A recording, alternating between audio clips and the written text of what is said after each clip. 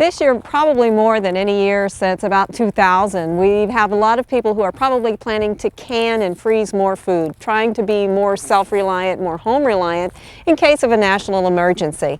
This is also beneficial if there's a winter storm or a summer storm, to be able to have things on hand that you can use that you've grown yourself.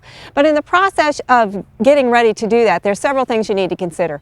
First of all, what does your family like to eat? That's one of the primary things that you're going to want to grow if you're going to become self-reliant. So look at those types of vegetables and fruits that you can start now. You may not get apples this year from trees that you plant, but you can kind of look long-term down the line. Once you've determined that, you're also going to want to figure out which ones of those things that they like to eat really can be preserved. Lettuces, radishes, you really are going to have to eat those pretty much and move on. But things like asparagus, beans, tomatoes, peppers, these you can put away for long-term storage.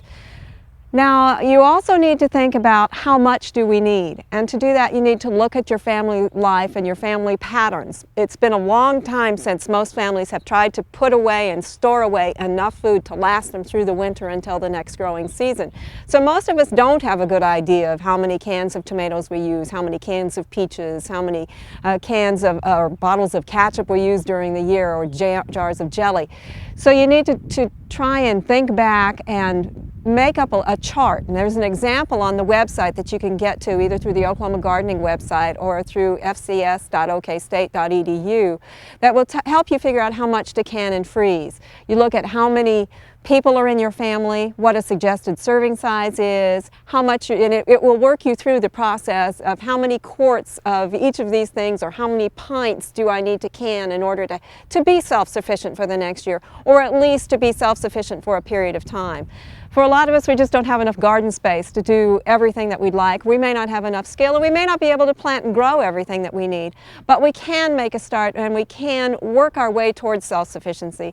You may also want to think about canning versus freezing as you work that way, particularly if you're concerned about power outages via storms and that kind of thing. A freezer may not be the best choice, so you may want to do half and half canning, half freezing, depending on what your family likes.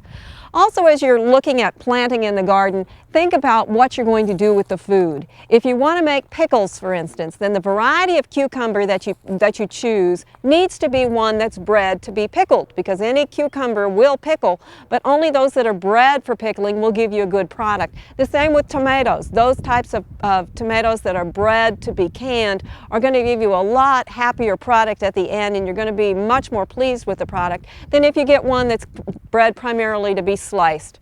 So those are the things you need to look at. The amount of garden space you have, of course, but what your family likes, how much you're going to need, and then make sure that you plant those varieties that are going to be suitable for the purpose that you have in mind. For Oklahoma Gardening, this is Barbara Brown. We hope you enjoyed this video. It's part of our OK Gardening Classics YouTube channel. You can also find more recent videos on our Oklahoma Gardening YouTube channel. And join us on social media for great gardening tips, photos, and discussion.